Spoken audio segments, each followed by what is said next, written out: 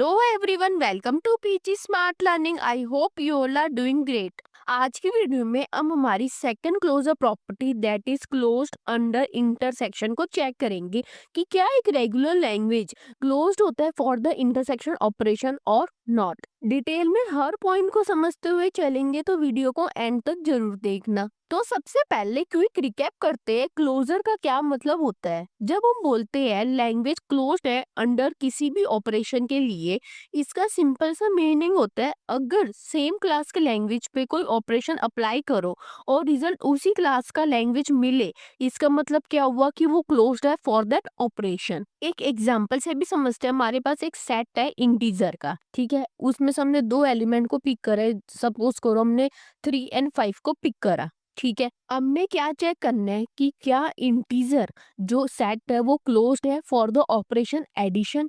तो हम कैसे करेंगे, 3 + 5, तो हमारे पास रिजल्ट क्या आएगा 8। और 8 भी क्या होता है, इंटीजर होता है। इसका मतलब ये क्या हुआ, क्लोज्ड होता है फॉर द ऑपरेशन एडिशन। और अगर हम डिवीजन को चेक करें कि क्या डिवीजन के लिए क्लोज्ड है, तो हम कैसे लिखेंगे, 3/5।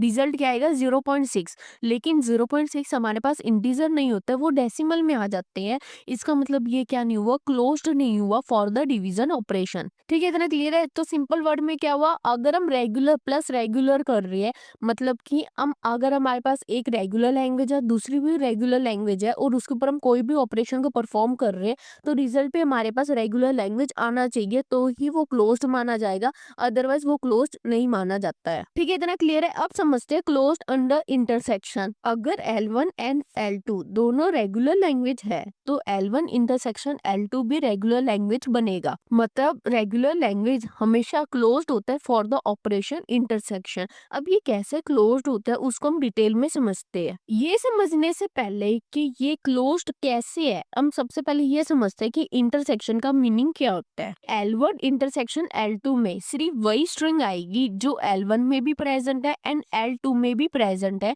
मतलब कि जो दोनों में कॉमन स्ट्रिंग्स होती है वो हमारे पास इंटरसेक्शन में आती है। ठीक है, लास्ट वीडियो में हमने क्या समझा था, अगर हमें क्लोज्ड प्रॉपर्टी को चेक करना है तो हमारे पास 2 वेज होते हैं उसको चेक करने के। सबसे पहला होता है रेगुलर एक्सप्रेशन के थ्रू एंड सेकंड होता है डीएफए के थ्रू। तो सबसे पहले हम फर्स्ट वे को समझते हैं, दैट इज रेगुलर एक्सप्रेशन। ठीक है, एक एग्जांपल लेते हैं। जैसे कि हमारे पास है L1 equal to string over A B ends with A. मतलब कि इनपुट हमारे पास क्या है, इसमें ए बी है और ऐसी स्ट्रिंग को हमें जनरेट करना है। L1 ऐसी स्ट्रिंग को एक्सेप्ट करेगा जो कि एंड हो रही है ए से। और L2 equal two strings over A be having even length. इसका मतलब क्या हुआ, इसमें भी इनपुट ए बी हुआ, लेकिन कौन सी स्ट्रिंग को ये एक्सेप्ट करेगा, जो इवन लेंथ की होगी। ठीक है, तो L1 की क्या रेगुलर एक्सप्रेशन बनेगी। सबसे पहले हम ये समझते हैं कि L1 कौन सी स्ट्रिंग्स को एक्सेप्ट करेगा जो कि एंड होती है ए से। तो क्या क्या बन सकती है, सिर्फ ए या बी ए या बी बी ए या ए बी ए या बी डबल ए या कोई और भी बन सकते हैं, वो सारी स्ट्रिंग जो एंड हो रही है ए से। तो इसकी रेगुलर एक्सप्रेशन क्या होगी, ए प्लस बी का क्लीन क्लोजर। ठीक है, और बाद में ए प्लस बी का क्लीन क्लोजर क्यों लगाया, क्योंकि एंड में तो हमें एक ए चाहिए, तो हमने एंड में एक ए लिख दिया। लेकिन ए से पहले कुछ भी हो सकता है, ए का भी कोई कॉम्बिनेशन हो सकता है, बी का भी कोई कॉम्बिनेशन होता है, ए प्लस बी का कोई भी और भी कॉम्बिनेशन हो सकता है, चाहे एप्सिलॉन भी हो सकता है।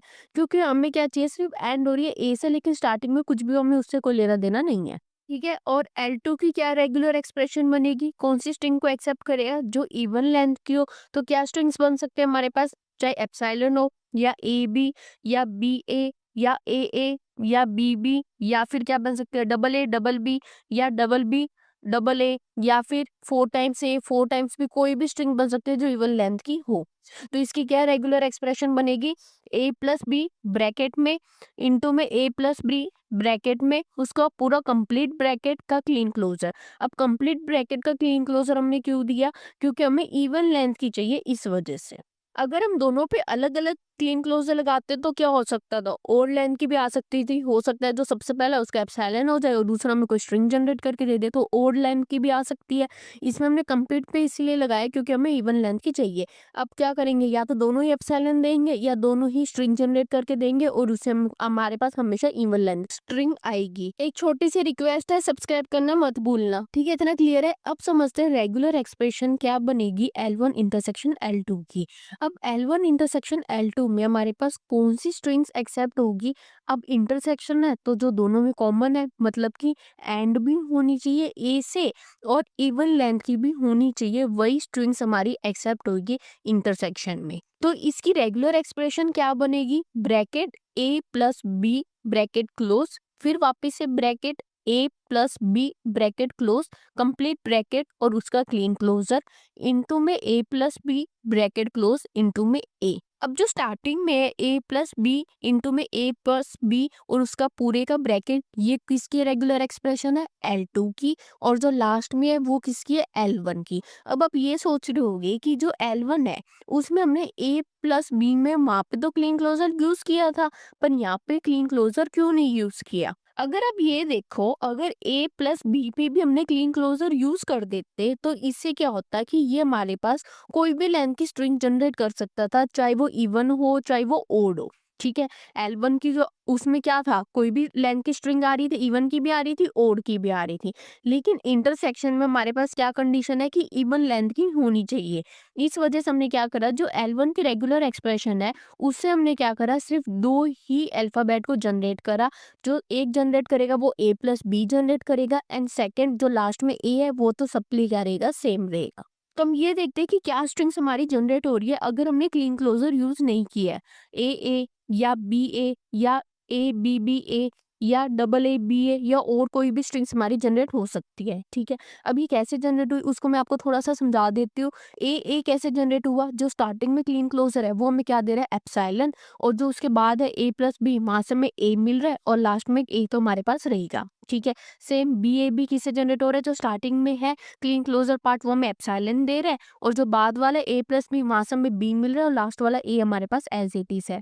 और ए किससे जनरेट हो रहा है, जो स्टार्टिंग में जो क्लीन क्लोजर वाला पार्ट है उसमें जो स्टार्टिंग में पहला पार्ट है वो हमें ए जनरेट करके दे रहा है, जो सेकंड है वो हमें बी जनरेट करके दे रहा है, और जो उसके बाद है A plus B without Kleene closure वाला वो हमें बी जनरेट करके दे रहा है, लास्ट में ए एज इट इज ही है। क्योंकि क्लीन क्लोजर तो हमें कुछ भी जनरेट कर सकता है, या एप्सिलॉन या कोई भी एलिमेंट को जनरेट कर सकता है। अब इसमें आप ये देखो कि सारी स्ट्रिंग वही जनरेट हो रही है जो एंड हो रही है ए से और इवन लेंथ की स्ट्रिंग है। लेकिन अगर हम क्या करते, ए प्लस बी पे क्लीन क्लोजर लगा देते तो हमारे पास क्या स्ट्रिंग्स जनरेट होती, ए या डबल ए या ट्रिपल ए या ए या और कोई भी स्ट्रिंग्स जनरेट हो सकती है। अब ये कैसे स्ट्रिंग जनरेट हुई है वो मैं आपको समझाती हूँ। स्टार्टिंग में जो क्लीन क्लोजर पार्ट है वो हमें एप्सिलॉन दे रहा है, उसके बाद भी जो क्लीन क्लोजर पार्ट है A plus B clean closure वो भी हमें एप्सिलॉन दे रहा है, तो लास्ट का सिर्फ एक ए जनरेट होगा। ठीक है, ये हमारे पास इवन लेंथ की हुई, ये हमारे पास एक्सेप्ट ही नहीं होगी।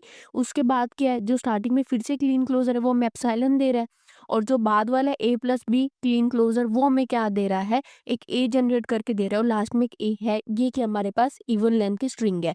अब इसमें आप ये देखो कि हमने अगर ए प्लस बी पे क्लीन क्लोजर लगाया तो हमें ओड लेंथ की भी मिल रही, इवन लेंथ की भी मिल रही, जो कि हमारे लिए गलत होता है। इसलिए हमने क्या करा है, इसमें ए प्लस बी पे क्लीन क्लोजर नहीं लगाया ताकि हमें सारी स्ट्रिंग इवन लेंथ की ही मिले। ठीक है, इसका मतलब हम रेगुलर एक्सप्रेशन से ये प्रूव कर पाए कि अगर L1 रेगुलर है, L2 रेगुलर है, तो उनका इंटरसेक्शन भी रेगुलर ही होगा, क्योंकि इंटरसेक्शन के लिए भी हम रेगुलर एक्सप्रेशन को जनरेट कर पा रहे हैं। ठीक है, इतना क्लियर है। अब समझते हैं डीएफए के थ्रू हम कैसे प्रूव कर सकते हैं कि हमारी जो रेगुलर एक्सप्रेशन है वो क्लोज्ड होती है for the operation intersection. Same example को ही लेंगे, L1 वो स्ट्रिंग को एक्सेप्ट करेगा जो कि एंड हो रही है ए से, एंड L2 वो स्ट्रिंग को एक्सेप्ट करेगा जो इवन लेंथ की है। तो हम ये देखते हैं क्या हम इंटरसेक्शन के लिए डीएफए को जनरेट कर पा रहे हैं। ठीक है, अब बनाते हैं डीएफए L1 के लिए। वो स्ट्रिंग्स के लिए डीएफए बनाना है जो कि एंड होती है ए से। क्यू नॉट ए को रीड करके Q1 पे जा रहा है, क्यू नॉट इसमें हमारे पास इनिशियल स्टेट होगी एंड Q1 हमारे पास इसमें फाइनल स्टेट हो गई। ठीक है, एंड में ए हो लेकिन स्टार्टिंग में तो any number of a and any number of b हो सकते हैं, तो उसके लिए हम कैसे भी लिखेंगे, पूरा डीएफए को कंप्लीट कर लेते हैं। क्यू नॉट बी को रीड करके क्यू नॉट पे ही रहेगा, क्योंकि हमें क्या नहीं करना है, बी के लिए फाइनल स्टेट पे नहीं जाना है, ए के लिए ही हम सिर्फ फाइनल स्टेट पे ही जाएंगे। ठीक है, अब क्यू नॉट के लिए दोनों के लिए हमने बना दिया, बी के लिए भी बना दिया, ए के लिए भी बना दिया, लेकिन Q1 के लिए तो अभी हमने कोई भी नहीं बनाया। Q1 A को रीड करके Q1 पे ही रहेगा एंड Q1 B को रीड करके Q0 पे जाएगा। अब B को रीड करके Q0 पे क्यों जाए, क्योंकि हमें वो स्ट्रिंग को एक्सेप्ट करनी है जो एंड हो रही है A से, ना कि वो स्ट्रिंग जो कि एंड हो रही है B से। ठीक है, आप एक एग्जांपल के थ्रू भी समझ सकते हो कि क्या ये DFA सही बना है या नहीं बना है। अगर हमने स्ट्रिंग ली सिंगल A, तो क्या होगा, Q0 A को रीड करके Q1 पे चला जाएगा। Q1 फाइनल स्टेट है तो ये हमारी एक्सेप्ट हो रही है। अगर हमने ली डबल ए, तो Q0 A को रीड करके Q1 पे जाएगा और दूसरे वाले एक लिए क्या होगा, Q1 A को रीड करके Q1 पे रहेगा। Q1 फाइनल स्टेट है तो ये हमारी एक्सेप्ट हो रही है। अब आती है ए बी, क्या ए बी एक्सेप्ट होगी नहीं होगी वो चेक करते हैं। Q0 A को रीड करके Q1 पे जा रहा है, ठीक है, और B के लिए Q1 B को रीड करके Q0 पे जा रहा है। अब Q0 हमारे पास फाइनल स्टेट नहीं है इसलिए ये एक्सेप्ट नहीं होगी, और वैसे भी ए बी हमारी एक्सेप्ट नहीं होनी चाहिए। इसका मतलब हमारा DFA बिल्कुल सही बना है। ठीक है, अब बनाते हैं DFA L2 के लिए। वो स्ट्रिंग्स की हमें DFA बनानी है जो इवन लेंथ की है, तो हम कैसे बनाएंगे, Q0 A एंड B को रीड करके Q1 पे जा रहा है। Q0 इसमें हमारे पास इनिशियल स्टेट भी है, फाइनल स्टेट भी है, और Q1 भी A एंड B को रीड करके Q0 पे जा रहा है। अब इसके अंदर हमने Q0 को इनिशियल एंड फाइनल क्यों बनाए, क्योंकि हमने क्या देखा था रेगुलर एक्सप्रेशन में कि हमारे पास इसमें एप्सिलॉन भी आ सकता है। तो एप्सिलॉन होगा, इसका मतलब कोई भी अल्फाबेट नहीं है, तो वो क्या होगी, Q0 ही हमारी फाइनल स्टेप हो गई। ठीक है, कुछ स्ट्रिंग्स को लेके देखते हैं कि क्या हमारा DFA सही बना है या नहीं बना है। अगर हमने डबल ए लिया तो क्या होगा, Q0 A को रीड करके Q1 पे जा रहा है, ठीक है, फिर Q1 A को रीड करके Q0 पे जा रहा है, तो ये हमारे पास क्या हो गया, Q0 हमारी फाइनल स्टेट है तो ये एक्सेप्ट हो जाएगी। फिर आता है अगर डबल B लिया तो Q0 B को रीड करके Q1 पे जा रहा है एंड Q1 B को रीड करके Q0 पे जा रहा है। Q0 फाइनल स्टेट है, ये भी एक्सेप्ट होगी। अगर हमने सिर्फ क्या लिया, सिंगल A, तो क्या एक्सेप्ट होगी नहीं होगी वो चेक करते हैं। Q0 A को रीड करके Q1 पे जा रहा है, लेकिन Q1 हमारी क्या नहीं है, फाइनल स्टेट नहीं है, इसलिए ये एक्सेप्ट नहीं, और वैसे भी एक्सेप्ट नहीं होनी चाहिए थी क्योंकि ये इवन लेंथ की नहीं है। ठीक है, अब बनाते हैं DFA इंटरसेक्शन के लिए। पहले मैं आपको इसका पूरा DFA बना के दिखा देती हूँ, फिर मैं आपको समझा दूंगी इसका DFA कैसे बना है। Q0 A को रीड करके Q1 पे जा रहा है, ठीक है, एंड Q0 B को रीड करके Q2 पे जा रहा है, ठीक है, Q1 A को रीड करके Q3 पे जाएगा एंड Q1 B को रीड करके Q0 पे जाएगा। अब Q2 के लिए Q2 A को रीड करके Q3 पे जाएगा एंड Q2 B को रीड करके Q0 पे जाएगा, और Q3 A को रीड करके Q1 पे जाएगा एंड B को रीड करके Q2 पे जाएगा। इसमें Q0 इनिशियल स्टेट है एंड Q3 हमारी इसमें फाइनल स्टेट है। अब एग्जाम्पल के थ्रू समझते हैं कि ये DFA पूरा कैसे एग्जीक्यूट होगा।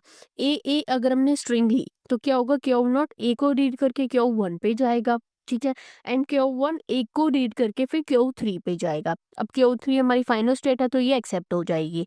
अब सेकंड आता है A को लेके चेक करते हैं। जो फर्स्ट ए है उसके लिए क्या ट्रांजेक्शन रन होगी, Q0 A को रीड करके Q1 पे जाएगा, ठीक है, सेकंड बी के लिए Q1 B को रीड करके Q0 पे जाएगा, थर्ड बी के लिए Q0 B को रीड करके Q2 पे जाएगा, ठीक है, और लास्ट एक लिए क्या होगा, Q2 A को रीड करके Q3 पे जाएगा। Q3 हमारी फाइनल स्टेट है, ये हमारी क्या होगी, एक्सेप्ट हो जाएगी।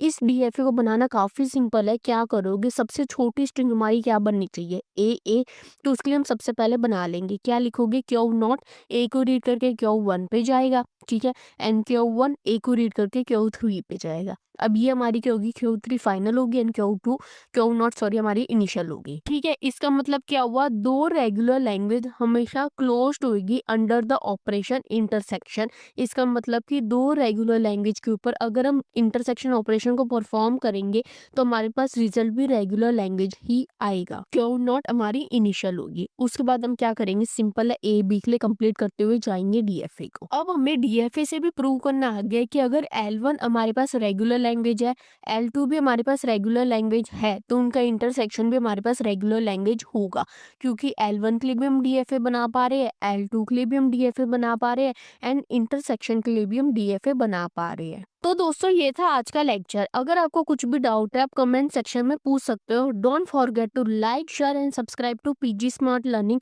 मिलते हैं नेक्स्ट वीडियो में, बाय।